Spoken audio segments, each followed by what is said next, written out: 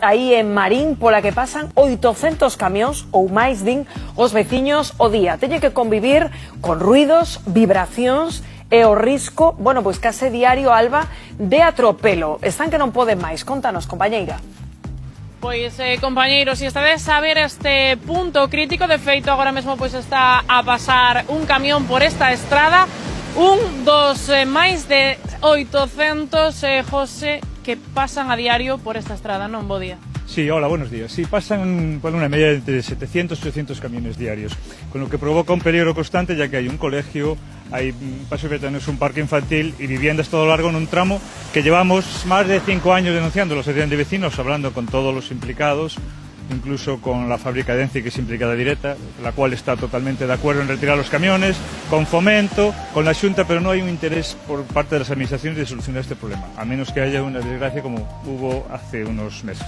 Claro que estamos, a ver, xa víamos aí en imaxe, non? O colexio, o paso de peóns aquí que está o noso carón, e xa non é só eso, senón estábamos tamén a vivir aquí en directo o propio ruido, non? Como é convivir a diario con isto? Sí, o ruido, o continuo tráfico de camións que provoca grietas nas casas, a carretera está moi deteriorada, chea de baches, entonces aquí hai unha dejadez moi grande.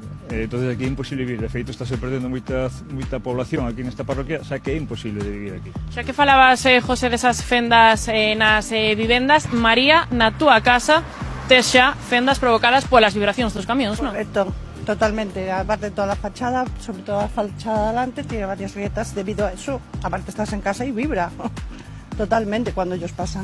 Sentides medo? A veces sí, claro, porque no sabes qué puede pasar cuando una fachada hay grietas, ¿sabes? Como é, dicía José que é moito peligro, incluso cruzar, non? Mesmamente nas horas puntas. No paran. En el paso de peatones no paran. Yo saco a la niña del colegio con otros compañeros y nos paramos en el paso de peatones y no paran.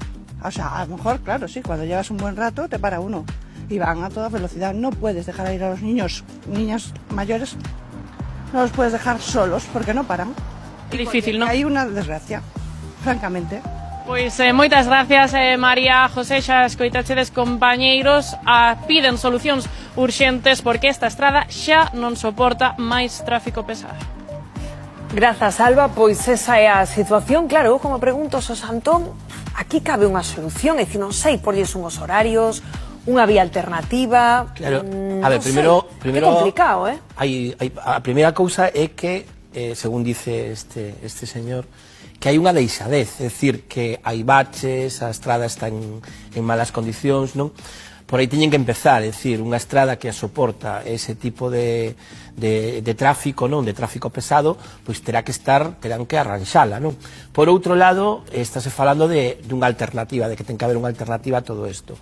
Tamén é certo de que a veces tamén que foi primeiro, a vía ou poñer despois o colexio e facer unha zona urbana pois nesa carretera, porque esa estrada entendo eu que a que vai a Ence, non? E que Ence, probablemente todo ese volumen de camións son pois para esa factoría, non? Entón é un problema, pero bueno, entendo que teñen que darlle unha solución, porque certo o que dice él, é dicir, cando pase algo grave, morra alguén e todo eso, xa non vale, non? Eso hai que evitalo e se pode evitar que o fagan, non? Eu que pensaba escoitando, Inma, é como, se ás veces tes a mala sorte de, pois eu que sei, de alugar, de mercar unha casa nesa zona, non te documentas o suficiente, non sabes que panorama te vas a topar, e chegas ali, bueno, pois o panorama este que estamos vendo, que a verdade impresionante a imaxe, que non paran de pasar coches e camións. Todo o tempo, xa son 800, que é un número elevadísimo, e aparte que é un problema que levan tendo dende hai 5 anos. Fendas nas casas... Que polo menos, non, como dicía Antón, polo menos ter en condicións esa estrada... Mirade, estas imaxes que nos proporcionaban os veciños de esa vibración o que está a provocar nas vivendas, Ima. Xa a mestura entre colexio, paso de peóns, que non paren, con transporte pesado, pareceme unha mestura moi perigosa. Xa houve accidentes no pasado, xa houve, se non recordo mal, unha persoa que faleceu hai tempo. Efectivamente.